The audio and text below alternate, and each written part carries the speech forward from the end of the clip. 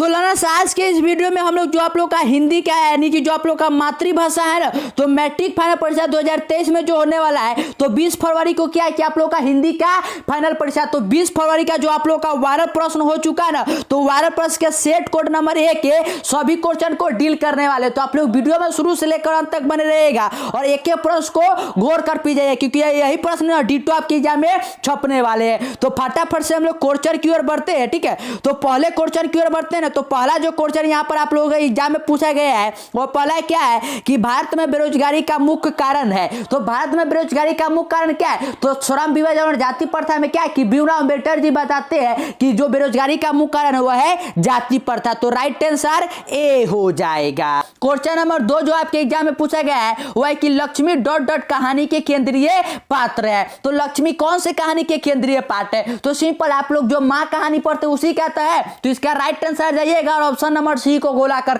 चले आइएगा।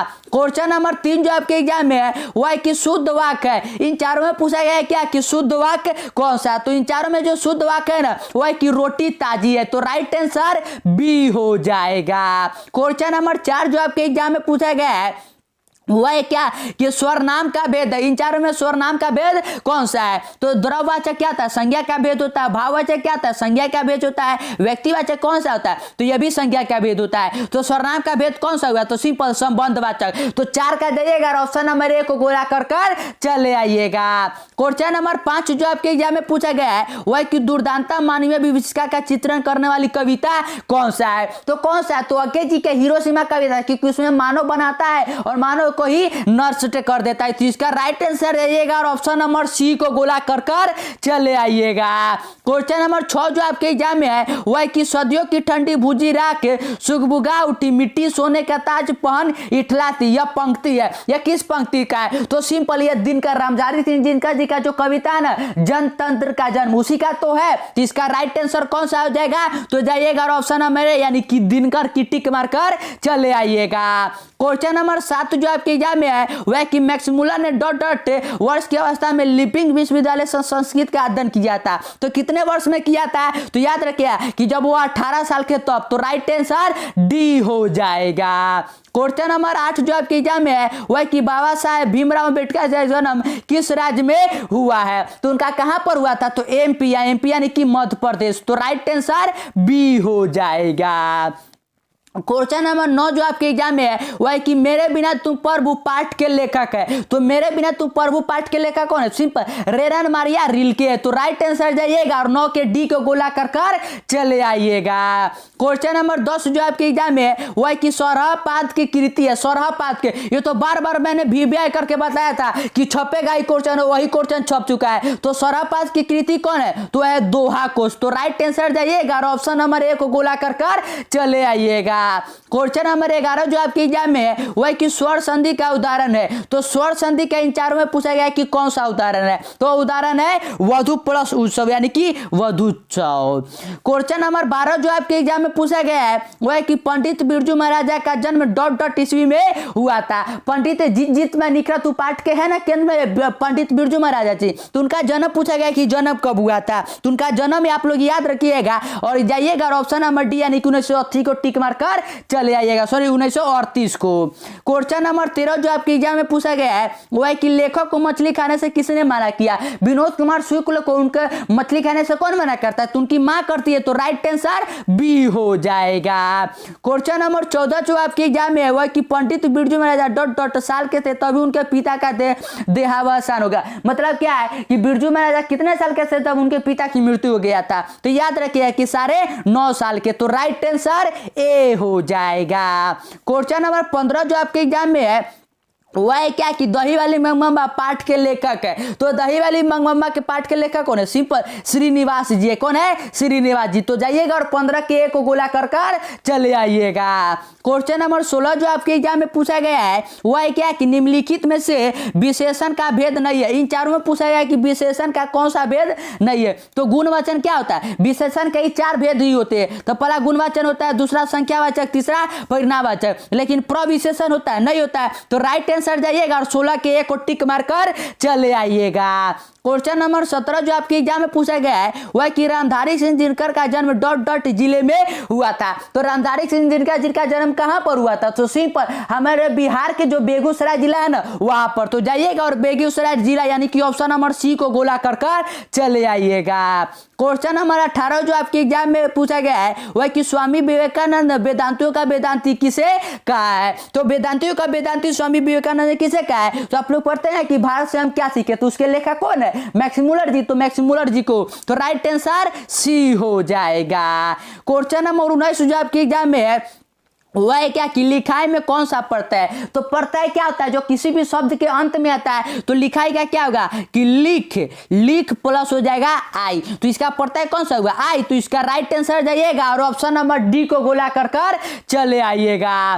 Question number 20 इस प्रकार से है कि जीत जत में निखरत तू पाठ की विद्या है। तो जीत जीत में निखरत इसमें क्या किया जाता है कि पंडित बिरजू महाराज जी का इंटरव्यू लिया जाता है यानी कि साक्षात्कार किया जाता है। तो इसका राइट आंसर जो ना जाएगा वो ऑप्शन नंबर ए यानी कि साक्षात्कार हो जाएगा। तो जो भी मैं क्वेश्चन आप लोगों को हिंदी करवा रहा हूँ इसे आप लोग घोर कर पी जाइए क्योंकि 20 फरवरी के एग्जाम में डिटो यही सब प्रश्न आपके एग्जाम में छपे रहेंगे। तो उस समय आपको जाना है सीधा टिक मार कर आना है, ठीक है? क्वेश्चन को मिलाकर टिक मार कर, वहां पर रुकना नहीं है आप लोगों को। क्वेश्चन नंबर 21 जो आपके एग्जाम में पूछा गया है वो है कि शुद्ध शब्द है। शुद्ध शब्द आपके एग्जाम में पूछा गया है कि कौन सा है? तो अभिलाषा का जो शुद्ध शब्द होगा ना वो ऑप्शन नंबर ए हो जाएगा। क्वेश्चन नंबर 22 जो आपके एग्जाम में है वह कि स्वर संधि का उदाहरण है। इन चारों में पूछा गया कि कौन सा स्वर संधि का उदाहरण नहीं है? तो स्वर संधि का उदाहरण जो नहीं है ना वह गिरीश नहीं है, ठीक है? गिरीश स्वर संधि का उदाहरण नहीं है। क्वेश्चन नंबर 23 जो आपके एग्जाम में पूछा गया है वह कि लेखक के घर में मछली कौन खाता था? जो आप लोग मछली कहानी पढ़ते ना तो विनोद कुमार शुक्ल के पिताजी तो मछली खाते हैं। तो जाइएगा और 23 के ऑप्शन नंबर बी यानी कि पिताजी को गोला कर चले आइएगा। क्वेश्चन नंबर 24 जो आपके एग्जाम में पूछा गया है वह कि अधर्म में कौन सा उपसर्ग है? तो उपसर्ग क्या होता है? जो किसी भी शब्द के पहले आता है वही तो होता है। तो अ प्लस धर्म, अ प्लस धर्म। तो इसका कौन सा उपसर्ग हुआ? अ। तो इसका राइट आंसर ए हो जाएगा। क्वेश्चन नंबर 25 जो आपके एग्जाम में है वह है कि सब पुराने अच्छे नहीं होते, सब नए खराब नहीं होते, यह उक्ति है। तो यह पूछा गया है यह कहां से लिया गया है? तो जब आप लोग नाखून क्यों बढ़ते हैं या पढ़ते हैं तो उसमें हजारी प्रसाद द्विवेदी जी कहते हैं। तो इसका right answer option number C हो जाएगा कि हजारी प्रसाद द्विवेदी जी का है। क्वेश्चन नंबर 26 जो आपके एग्जाम में हुआ कि रामधारी सिंह दिनकर की रचित पाठ कौन सा है? तो सिंपल सा है, कौन है? जनतंत्र का जन्म। तो इसका राइट आंसर जाइएगा और ऑप्शन नंबर बी को गोला कर चले आइएगा। क्वेश्चन नंबर 27 जो आपके एग्जाम में पूछा गया है वह क्या कि सावरदया डॉट डॉट भाषा के सफल कहानीकार है। तो सावरदया कौन से भाषा के सफल कहानीकार है यही पूछा गया है। तो सिंपल वह कहाँ के थे? तो राजस्थानी। तो राइट आंसर जाइएगा और ऑप्शन नंबर डी को गोला कर चले आइएगा। क्वेश्चन नंबर 28 जो है वह क्या कि गुणवाचन, गुणवाचन विशेषण है। तो गुण क्या होता है कि कोई अच्छा है, कोई काला है, गोरा, ये सही सब तो गुण होता है। तो गुणवाचन कौन सा हो जाएगा? अच्छा। तो जाइएगा और 28 के ऑप्शन नंबर डी यानी कि अच्छा को गोला कर चले आइएगा। क्वेश्चन नंबर 29 जो आपके एग्जाम में पूछा गया है ना वह क्या कि साहित्य के निर्माण में प्रतिभाशाली मनुष्यों की डॉट डॉट भूमिका है। तो हम मनुष्यों की साहित्य के निर्माण में कैसे भूमिका है? तो रामविलास शर्मा जी आप लोग पढ़ते हैं ना कि परंपरा का मूल्यांकन, उसमें क्या बताते हैं कि मनुष्यों के निर्णायक भूमिका है। तो राइट आंसर बी हो जाएगा। क्वेश्चन नंबर 30 जो आपके एग्जाम में है वह कि 3 बेटे की माँ है। तो 3 बेटे की माँ कौन है? सिंपल इतना इजी क्वेश्चन पूछा गया है। तो कौन है? तो सीता है। तो राइट आंसर बी हो जाएगा। क्वेश्चन नंबर 31 जो आपके एग्जाम में पूछा गया है वह कि लेखक के रिश्तेदार ने बहादुर पर क्या आरोप लगाया? तो जो लेखक के रिश्तेदार तो वो बहादुर पर क्या आरोप लगाते हैं? वो आरोप लगाते हैं कि उनका 11 रुपए क्या है कि चोरी हो चुका है। तो इसका राइट आंसर ऑप्शन नंबर जाइएगा और ये यानी कि पैसे चुराने का आरोप को टिक मारकर चले आइएगा। क्वेश्चन नंबर 32 जो आपके एग्जाम में है वह कि घानानंद कवि है। तो घानानंद कैसे कवि है? तो सिंपल घानानंद क्या है कि वह रीति मुक्त कवि है। तो राइट आंसर ए हो जाएगा। क्वेश्चन नंबर 33 जो आपके एग्जाम में पूछा गया है वह कि नौबत खाने में इबादत पाठ के केंद्र में कौन है? तो तो सिंपल आप लोग पढ़ते हैं ना कि बिस्मिल्लाह खां जी के बारे में नौबत खाने की बारे में बताया जाता है को कितने सुधीर वाले थे। तो इसका राइट आंसर कौन सा आ जाएगा, तो जाइएगा और बिस्मिल्लाह खां को बी को गोला कर कर चले आइएगा। क्वेश्चन नंबर 34 जो आपके एग्जाम में पूछा गया है वह कि निम्नलिखित में स्वर नाम है, इन चारों में पूछा गया कि स्वर नाम कौन सा है। तो स्वर नाम कौन सा होता है, जो संज्ञा के बदले युक्त होता है उसे स्वर नाम कहते हैं। तो यहाँ पर जो स्वर नाम है ना वो ऑप्शन नंबर ए यानी कि वह है। तो जाइएगा और 34 के ऑप्शन नंबर ए को गोला कर कर चले आइएगा। क्वेश्चन नंबर 35 जो आपके एग्जाम में है वह कि अशुद्ध शब्द है, इन चारों में अशुद्ध शब्द कौन है। तो आप लोग देख कर ही बता सकते हैं कि श्रृंगार कैसे लिखाता है, श्रृंगार ऐसे लिखाता है, लेकिन यहाँ पर नहीं है। तो राइट आंसर बी हो जाएगा। क्वेश्चन नंबर 36 जो आपके एग्जाम में है वह कि अव्ययभाव समास में कौन सा पद प्रधान होता है। तो कौन सा होता है, तो आप लोग जानते हैं कि पूर्व पद प्रधान होता है। तो राइट आंसर ए हो जाएगा।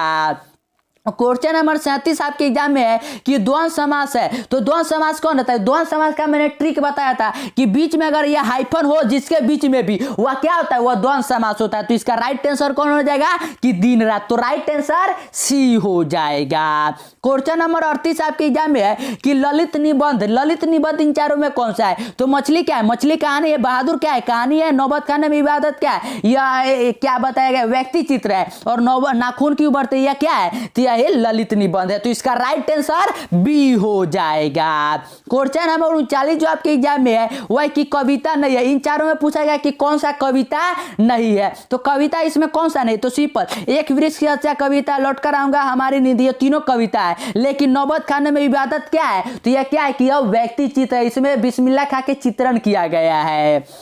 क्वेश्चन नंबर 40 जो आपके एग्जाम में है वह कि अति सुजो सनेक के मार्ग जहां नेकुसानप बाक नहीं, यह पंक्ति किस कवि का है। तो सिंपल यह किस पंक्ति किसका है, तो यह गुरु नानक जी का। तो राइट आंसर ए हो जाएगा।